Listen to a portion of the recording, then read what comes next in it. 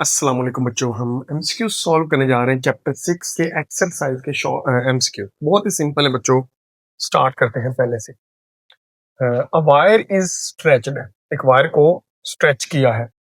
जब आप वायर को, बच्चे ये वायर है, ओके, जब आप इसको स्ट्रेच करते हैं तो इसका डायामीटर, यानी ये जो डायामीटर है वो पहले से क्या हो जाता है, कम हो जाता है। ठीक है, वो कह रहा है if diameter of wire is reduce to half, यानी पहले डायामीटर फॉर एग्जांपल 2 मिलीमीटर था, अब कितना हो गया, 1 मिलीमीटर, यानी डायामीटर हाफ हो गया। तो उसकी एक्सटेंशन, यानी वो जो एक्सटेंशन जितनी ये एक्सटेंड हुई है, ये कितनी होगी, ये हमने क्या करनी है, फाइंड करनी है। ओके, तो बच्चे बड़े ही आसान सा मैं एक आपको बताऊंगा मैथमेटिकल फार्मूला, उससे आप निकाल सकते हैं।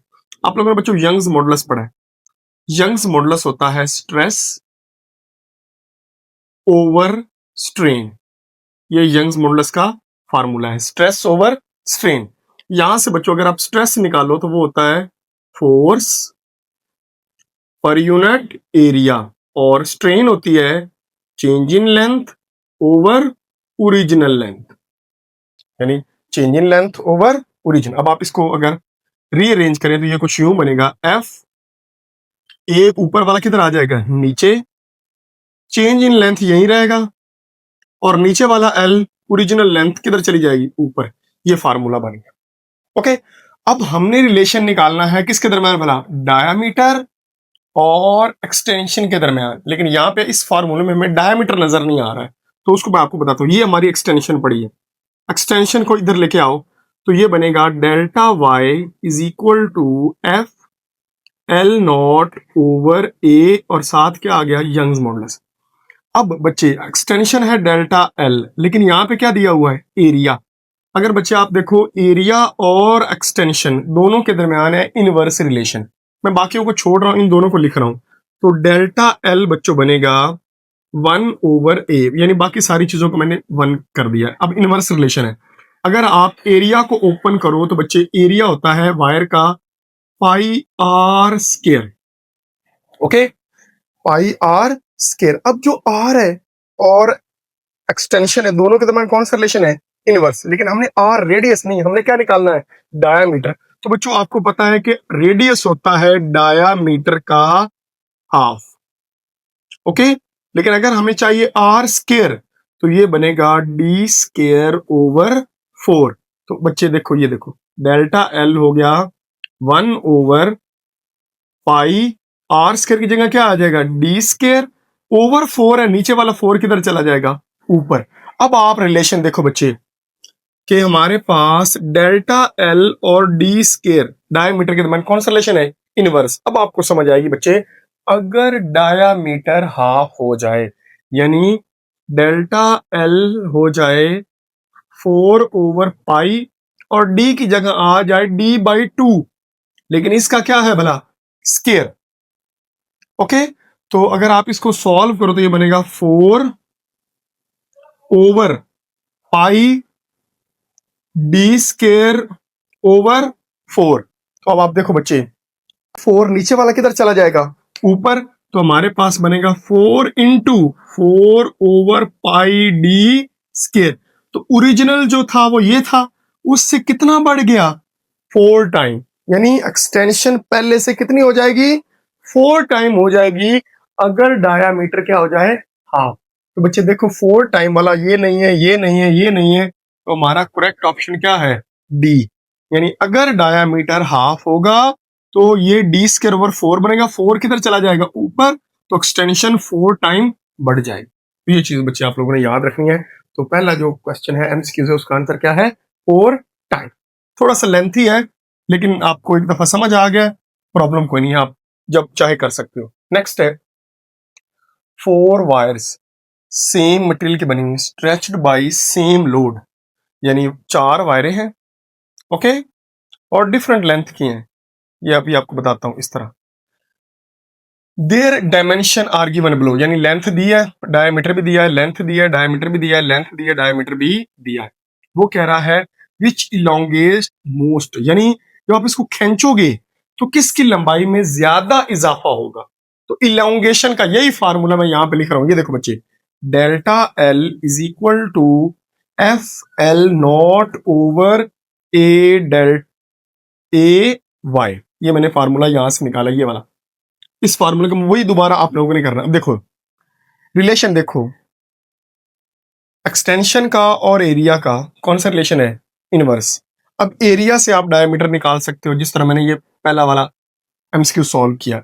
दूसरा, ओरिजिनल लेंथ ज्यादा होगी तो एक्सटेंशन भी ज्यादा होगी। अब देखो इसकी ओरिजिनल लेंथ 1 मीटर है, इसकी 2 मीटर है, इसकी 4 मीटर है और 3, और इसकी कितनी है 4। अब देखो इसकी लेंथ ज्यादा है तो इसकी इलोंगेशन भी ज्यादा हो। दूसरी बात, साथ क्या दिया हुआ है, डायामीटर। अब आपको पता है कि डायामीटर के साथ यहां पे मैंने निकाला इनवर्स रिलेशन होता है। ओके, यानी जिसका डायमीटर कम होगा, इनवर्स का मतलब क्या होता है, मैं यहां पे लिख देता हूं दोबारा, वो है डी स्केयर के। जिसका डायमीटर कम होगा उसकी एक्सटेंशन क्या होगी, ज्यादा। तो डायमीटर सबसे कम डी का है, ओके 0.5, इसका 3 है, इसका 2 है, इसका 1 है, तो सबसे कम डायमीटर भी 4 का है। तो डायमीटर कम होगा तो एक्सटेंशन यानी इलोंगेशन ज्यादा होगी। तो दोनों केस में, लेंथ वाले केस में भी और डायमीटर वाले केस में भी, जो बेस्ट ऑप्शन बन रहा है वो कौन सा बन रहा है, डी। तो याद रखना बच्चों, D is the right option. Okay, next चलते हैं बच्चे।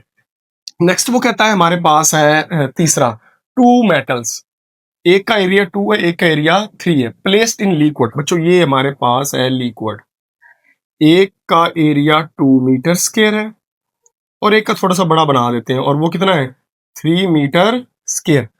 सेम डेप्थ, यानी वो हाइट जो है उनकी वो सेम है। ये पानी है, यहां से वो सेम हाइट पे पड़े हैं। ये देखो दोनों की डेप्थ एच क्या है, सेम है। प्रेशर इन दोनों के ऊपर कैसा लगेगा, तो बच्चों आपको पता होना चाहिए प्रेशर का फार्मूला होता है rho g h, pressure in liquid, वो डिपेंड करता है डेंसिटी पे। अब दोनों के लिए लिक्विड सेम है, एक ही लिक्विड में पड़े तो डेंसिटी भी सेम होगी, जी की वैल्यू वैसे ही सेम होती है, नियर द अर्थ एन होती है मीटर पर सेकंड स्क्वायर। एच देखो वो कह रहा है दोनों की डेप्थ भी सेम है। अब जब सारी चीजें सेम है तो दोनों के ऊपर प्रेशर भी क्या लगेगा, सेम। तो correct option will be 1:1। MCQ number 4 है pressure at any point in on liquid, pressure in liquid proportional to. पहले तो फार्मूला लिखो, प्रेशर इन लिक्विड का फार्मूला होता है रो जी एच। वो किसके प्रोपोर्शनल है, रो यानी डेंसिटी, जी यानी ग्रेविटेशनल एक्सेलरेशन, और एच यानी डेप्थ। ये तीन चीजों के प्रोपोर्शनल है। तो correct option will be all of these. Pressure applied to enclosed container, ये बच्चों पास्कल लॉ है। ओके, और पास्कल लॉ क्या कहता है कि जब आप प्रेशर किसी कंटेनर के ऊपर अप्लाई करते हो, याद करो हमने पढ़ा था, तो वो ऑल पार्ट में इक्वली डिस्ट्रीब्यूट होता है। ओके, तो पहला वो ऑप्शन दे रहा है increased and applied to all part, increase नहीं होता। Diminished and transmitted to wall, सिर्फ वॉल की तरफ नहीं जाता, डिमिनिश्ड मतलब वाजिया। इंक्रीज प्रोपोर्शनल टू मैस, यानी जिधर मैस ज्यादा हो उधर ज्यादा हो, ऐसा भी नहीं होता। ट्रांसमिटेड अनचेंज्ड, हाँ अनचेंज रहता है, मतलब चेंज नहीं होता, तो टू एवरी पोर्शन, हर पोर्शन में जाता है और वॉल ऑफ कंटेनर में भी जाता है। तो correct option is delta, D is the correct option बच्चों, याद रखो। नेक्स्ट है प्रिंसिपल ऑफ हाइड्रोलिक प्रेस, हमने पढ़ा है हाइड्रोलिक प्रेस पास्कल लॉ की एप्लीकेशन है, कोई झंझट ही नहीं है, आसानी से हो सकता है। व्हेन स्प्रिंग इज कंप्रेस्ड, जब आप स्प्रिंग को कंप्रेस्ड करते हो बच्चे, ये स्प्रिंग है इसको कंप्रेस किया, तो बच्चे जब इसको कंप्रेस किया जाता है तो इसके अंदर स्टोर होती है इलास्टिक पोटेंशियल एनर्जी। यहाँ पे पोटेंशियल लिखा हुआ है तो वो होती है इलास्टिक पोटेंशियल एनर्जी।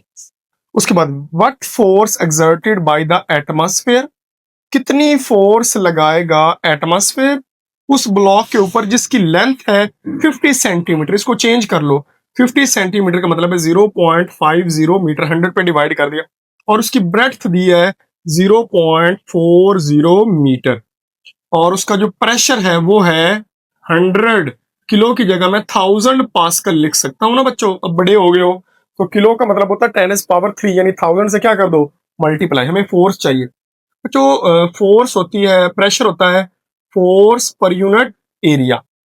अब अगर हमें फोर्स चाहिए तो वो होगा P इंटू ए, हमें तो एरिया चाहिए, एरिया होता है लेंथ मल्टीप्लाइड बाई ब्रेड्थ, यानी 0.5 0.4, तो ये आ गया 0.2 मीटर स्क्वायर। अब आपने क्या करना है, यानी हमने 1,00,000 को 0.2 से क्या करना है, मल्टीप्लाई। तो आप इसको सॉल्व करेंगे तो ये आएगा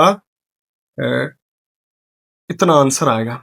ओके, अगर आप इसको वैसे कन्वर्ट करो तो ये बनेगा 20 और आगे किलो, और अब फोर्स का यूनिट होता है, सॉरी ये फोर्स है, फोर्स का यूनिट होता है न्यूटन, तो ये बनेगा 20 किलो न्यूटन। देखो बच्चों, प्रेशर था फोर्स का यूनिट और या फोर्स निकालनी है तो P इंटू ए, तो फोर्स का यूनिट क्या होता है, न्यूटन। मैंने 10⁻³ को क्या बना दिया, किलो, तो ये हमारा राइट ऑप्शन है। इसमें अगर आप चेक करो तो राइट ऑप्शन कौन सा है, तो बच्चे आएगा 20 किलो न्यूटन। ये मैंने ऑप्शन नहीं लिखे थे क्योंकि न्यूमेरिकल आप सॉल्व करो तो सॉल्व करके हमारे पास ये आंसर है।